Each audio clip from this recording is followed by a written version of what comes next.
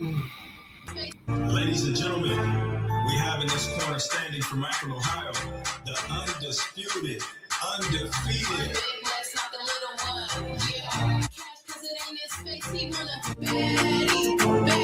He said, bad bitch, point her out. Where she at? Point her out. Where she at? Point her out. There she goes. See a bad bitch, point her out. Where she at? Point her out. Where she at? Point her out. There she goes. Point her out. Where she at? Point her out. Point her out. Where she at? Point her out. There she goes.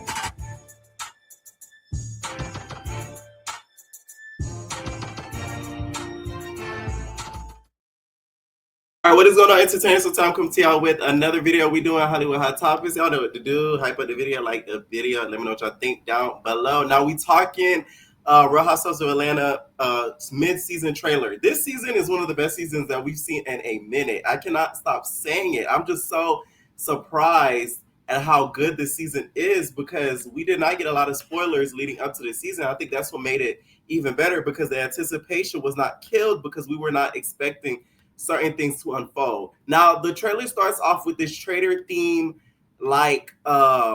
experience hosted by Phaedra. By the way, this is not the first time they did this. I hate to bust your bubble, but from somebody who watches Bravo a lot, they did this on Real Housewives of Orange County. Tamra was also on Traders, and they did their season trailer. I don't know if it was the mid-season or the actual trailer, with Tamra doing the same thing that Phaedra is doing. So just so you guys know, this is not new, okay? But I like the fact that they did it anyways. Now, this trailer to me was really good because there's so much to unpack here. First, let's start off with Shamia versus Portia.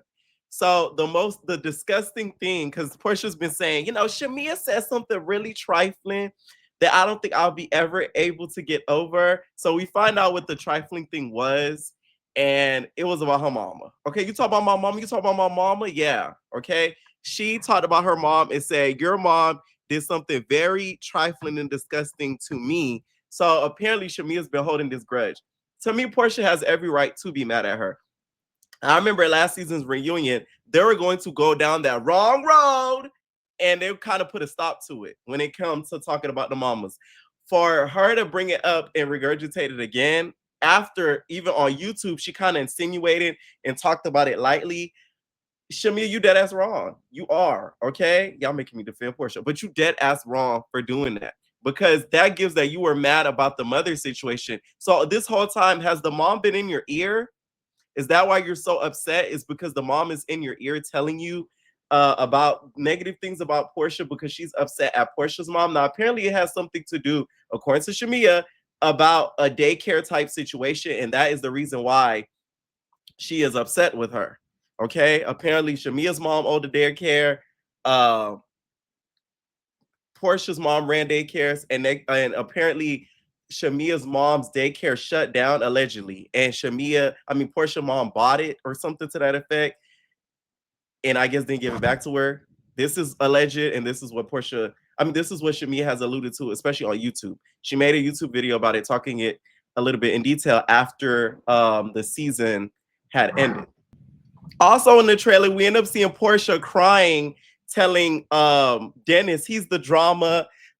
He's not the drama, he's the trauma. Didn't I tell you guys, I have this feeling that I think Portia still is involved with Dennis sexually. I feel like maybe when he drops the kid off, his daughter off, that once in a blue moon, his hot dog may end up in her butt.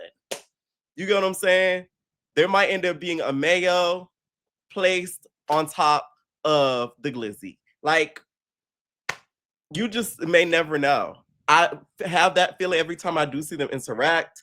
Although Portia says, she's into women, she's bisexual, I do think she does enjoy the D a lot.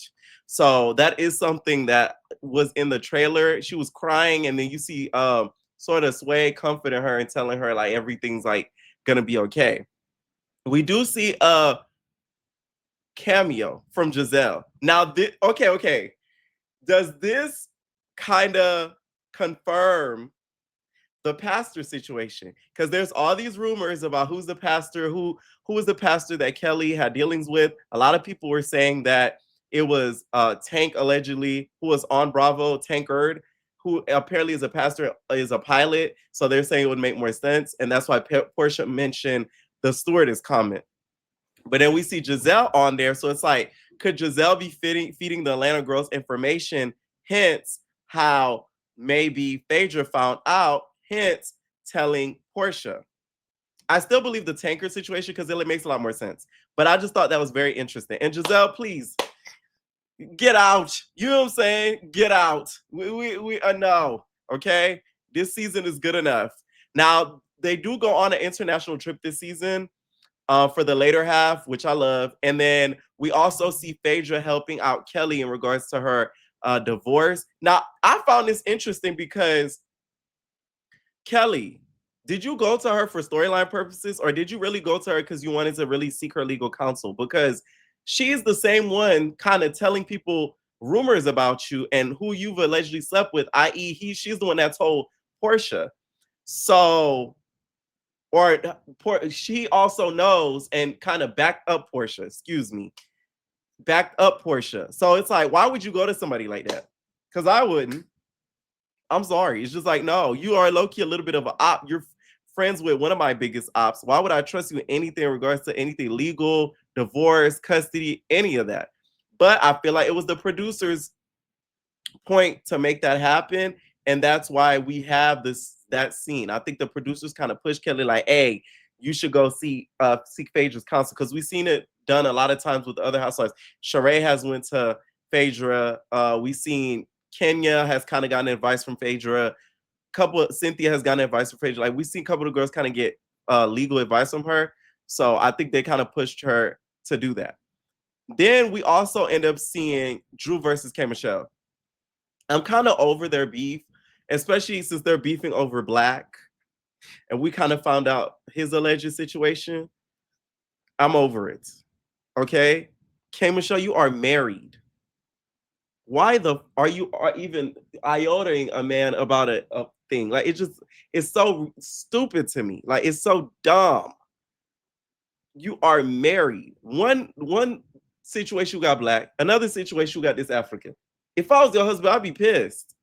Like, what's up with all these niggas in these situations? Like, come on now, am I not here? But once again, it's open. So who am I to say it? You feel me? It's open. They deal with it openly, right? Also, we have at the end of the trailer, we see Pinky singing a little bit. I wouldn't say better than Drew, but she's just singing, y'all. She's singing, and then Drew kind of gagged, and the whole cast is sort of gagging at her singing. Okay, it gave a little bit of when y'all remember I Love It Hip Hop when that girl told Lyrica, "Is it on site? Is it on site? It'll be all right." And Lyrica said, "On site." Yeah, I gotta clip that again. That was a good clip. I used to have that clip, but I need to clip that again. That was so funny. Is it on site? Is it on site? It gave a little bit of that. Okay. Drew's Pinky sounded really good for somebody who's not a singer. She actually sounds amazing. So hey, maybe her next venture is going to be vegan beats. You know what I'm saying? Studio made with materials, producer beats, materials in a studio that are strictly vegan product made. Equipment.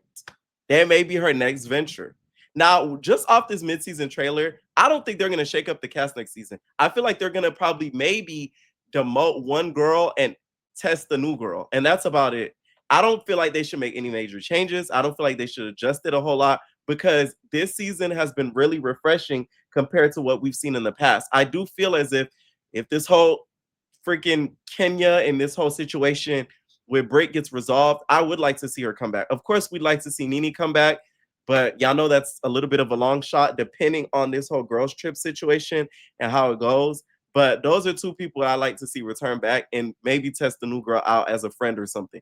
That's pretty much it with next season, because if they shake it up, they're going to screw up something good because now they have something good going on right now. One thing I found pretty funny and thought to be a little rich was seeing Portia and Kelly crying and holding each other. Man, please. Like, yeah, they so fake. It's not even funny. Like, girl, bye. It's such a sham, it's like not even funny. Like that was like the biggest joke to see because we all know that doesn't last. That was pretty much it for the midseason trailer. I would give it a 10 out of 10. Let me know what y'all think down below of the midseason trailer. What things on there shocked y'all? And what are you guys looking forward to seeing? I'm really looking forward to seeing Shamia versus Portia because it's been teased so much online about what was said. Apparently, this story between Portia and Shamia's mom is very dark. The stuff I've read, it goes very, very dark. We're gonna do a little bit of a deep dive a little bit later. Okay, let me know what y'all think. And we all babies. You must be delusional. Yeah, yeah, yeah. Welcome to the